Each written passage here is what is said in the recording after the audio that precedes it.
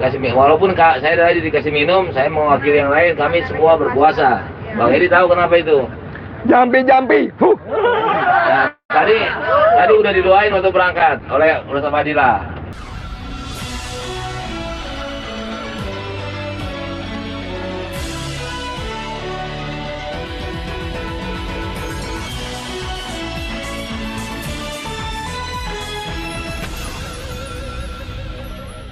Halo, apa kabar? Assalamualaikum warahmatullahi wabarakatuh. Kembali berjumpa dengan saya, Hirsu bin Arif. Ada momen yang menarik saat perwakilan tim pembela ulama dan aktivis TPUA diterima dan bertemu dengan Presiden Joko Widodo di rumahnya di kawasan Jember, Kota Solo hari Rabu siang hari ini ya, tanggal 16 April 2025. Mereka ini mengaku menolak ketika ditawari makan dan minum oleh petugas di rumah Jokowi. Kedua orang anggota perwakilan PUA, Kurnia Trirayani dan Damai Hari Lubis, mengungkapkan mereka menolak ketika ditawari makan dan minum saat bertemu dengan Jokowi itu dengan satu alasan. Nah, ini yang cukup menarik ya. Semula yang mengungkapkan hal itu adalah Kurnia. Ini pengacara perempuan yang sangat vokal ini ya. Dan dalam beberapa kasus ya memang selalu berada di garda depan ini untuk urusan ijazah Jokowi ini, termasuk juga melakukan gugatan di Pengadilan Negeri Jakarta Pusat. Tadi dengan pengawalan ketat ya, kami tidak menyangka bahwa penyambutan terhadap kami super ramah, ya sangat ramah. Pas Pampres yang sedemikian gagah, yang mungkin diantara kita ngelihatnya seperti Robocop begitu ya, gede sekali badannya itu, ternyata sangat ramah. Bahkan dia tidak hanya fasih kepada senjata yang dipegangnya, dia lebih fasih kepada serabi yang ditawarkannya kepada kita. Begitu ya Bang Damai ya.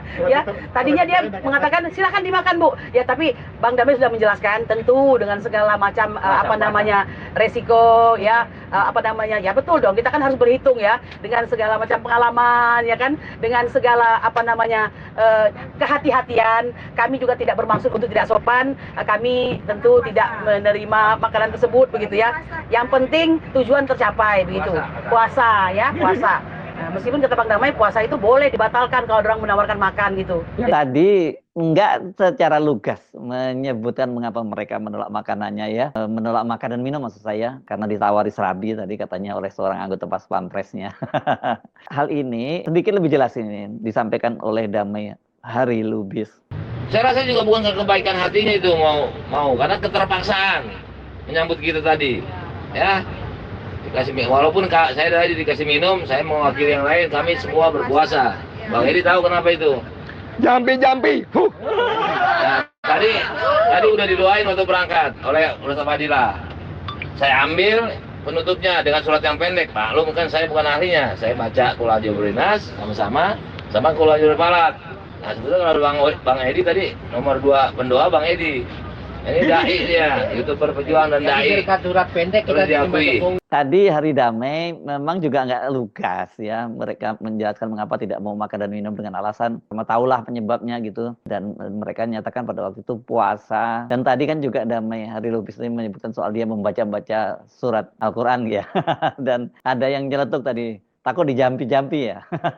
Maksudnya ya diguna-guna gitulah ya. Ini ada-ada saja ini ya. Nah, selain soal jampi-jampi, tadi juga dijelaskan mengapa Ketua TPUA, Tim Pembela Ulama dan Aktivis, Egy Sujana, Profesor Dr. Egy Sujana tidak hadir baik saat di UGM maupun ketika bertemu dengan Jokowi. Karena kan dia sebenarnya ya, Profesor Egy yang akan memimpin rombongan. Rupanya hari Senin kemarin itu Profesor Egy dipanggil oleh penyidik berkaitan dengan laporan mereka ke Bareskrim Mabes Polri beberapa waktu yang lalu. Tanggal 9 Desember ya 2024 mereka itu laporkan Jokowi dan Rektor UGM ke Bareskrim. Dan beberapa hari lalu dipimpin oleh Rizal Fadilah itu mereka mendatangi lagi kantor Bareskrim Mabes Polri dan menyampaikan bukti-bukti tambahan. Kami sempat menyampaikan di hadapan Bapak Jokowi yang memang membuat beliau agak berubah wajahnya ya. Ketika saya katakan yang seharusnya berada di ruangan ini 3 orang. Bang Rizal Fadilah, Bang Damai Hari Lubis, dan satu lagi ketua kita yaitu Bang Egy Sujana Mastal SHMSI, Profesor Doktor ya. Tapi karena bagian dari resiko, saya bilang ya, profesi beliau saat ini, Saya rasa ya, Pak dia Jokowi langsung lebih mengerti. Jadi lebih tahu ya. Jadi kita sampaikan bahwa kondisinya abang kita tersebut tidak bisa hadir karena resiko daripada pekerjaan beliau dan profesi beliau membuat beliau mungkin berada dalam kondisi tertentu atau proses hukum sehingga tidak bisa hadir. Jadi perlu kita sampaikan. Kenapa itu? Ya. Nggak hadirnya kenapa? Ya itu tadi kan kondisi bahwa beliau ketika akan berangkat barangkali ya ini kan tekanan ya kepada kehadiran TPUA karena perjalanan ini bukan perjalanan yang menyenangkan, ini perjalanan yang penuh resiko ya kan, membongkar seseorang yang sudah berkuasa. Jadi saya kira saya tidak perlu jelaskan. Anggota tim pembela ulama dan aktivis itu berangkat dari Jakarta hari Senin malam. Mereka menggunakan rombongan bus dan mereka sempat mengalami macet yang sangat panjang di jalan tol gitu, dan ini yang membuat mereka tidak bisa bergabung dengan para aktivis dan juga alumni UGM ketika bertemu dengan rektorat UGM dan juga dekanat. Tapi belakangan seperti dikatakan oleh Kurnia tadi, mereka akhirnya bertemu dengan dekan Fakultas Kehutanan UGM. Mereka itu tadinya berharap bahwa Egy Sujana itu bisa segera bergabung, tapi ternyata Egy tak muncul juga ketika dikontak ke HP-nya juga tidak direspon. Dan Damai Hari Lubis itu menjadi terkejut ketika dia mengaku dihubungi oleh anak Egy Sujana karena ayahnya kok belum juga pulang. Jadi sebetulnya kan udah saya sampaikan kemarin, itu nggak lebih nggak kurang. Saya diundang konsultasi hukum pidana, saya lihat panggilannya, itu sebuah progres daripada pengaduan kita, diminta. Cuma kan namanya, ya maaf ya, kalau rejim masih baunya kayak rejim era Jokowi, tentu kita khawatir ya, tanda kutip. Apakah seperti itu atau tidak, kita lihat saja.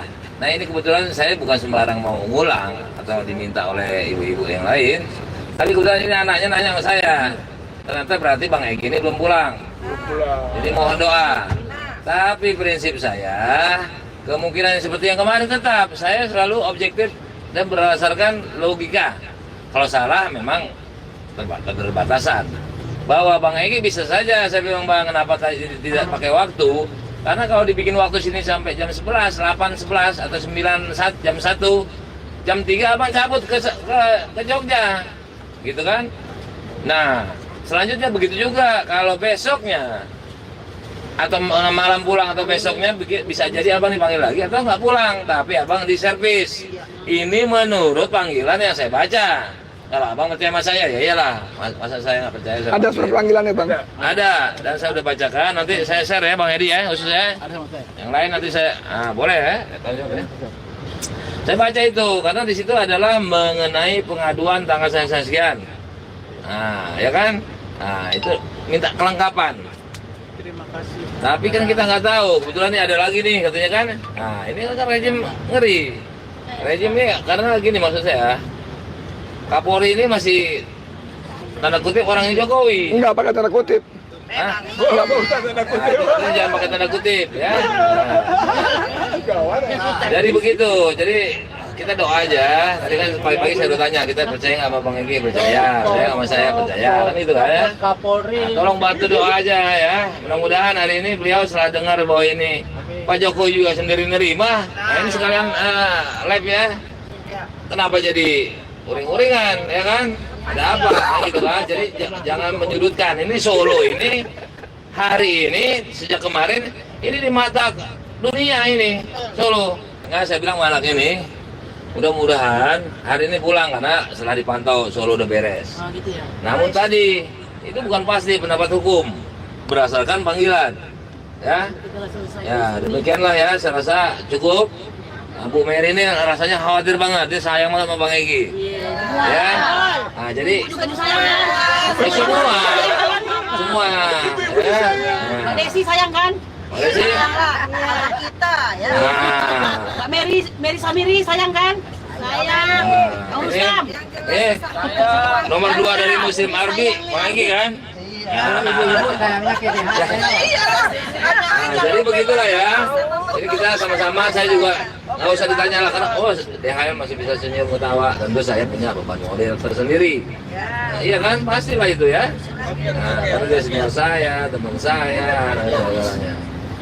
Jadi begitu kita doakan supaya sadar ini ya. Ini kunci nih Pak Prabowo ini.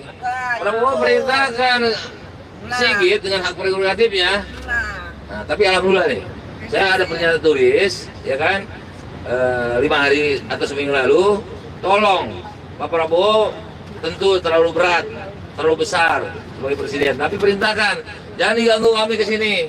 Kalau perlu lanjutkan itu laporan, biar adem. Keluarlah itu panggilan, Bang. Baca nggak?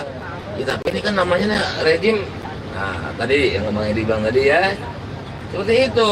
Ya saya juga Bang, nih saya mau gedein hati ya Bang. Iya, pokoknya saya terima kasih. Nah, nomor antum doang ya, saya buka ya. Dia bilang gitu. Gitu, ya kan? Nah, tapi nyatanya dia baca aja, nggak menjawab. Saya juga kalau yang bahasa-bahasa yang ini saya ngeri juga, jangan bukan di tangan beliau kan, betul Bu Mary?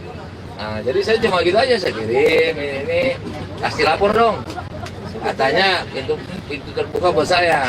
Ini sekarang anaknya nanya. Nah itu kan berarti belum pulang, tapi kan prediktifnya saya masih masuk. Bisa juga nggak pulang, dia ajak makan, dia ajak minum, ya kan? Yang penting lewatin hari apa nih? Hari Rabu. Nah, mudah-mudahan ya nggak meleset nih.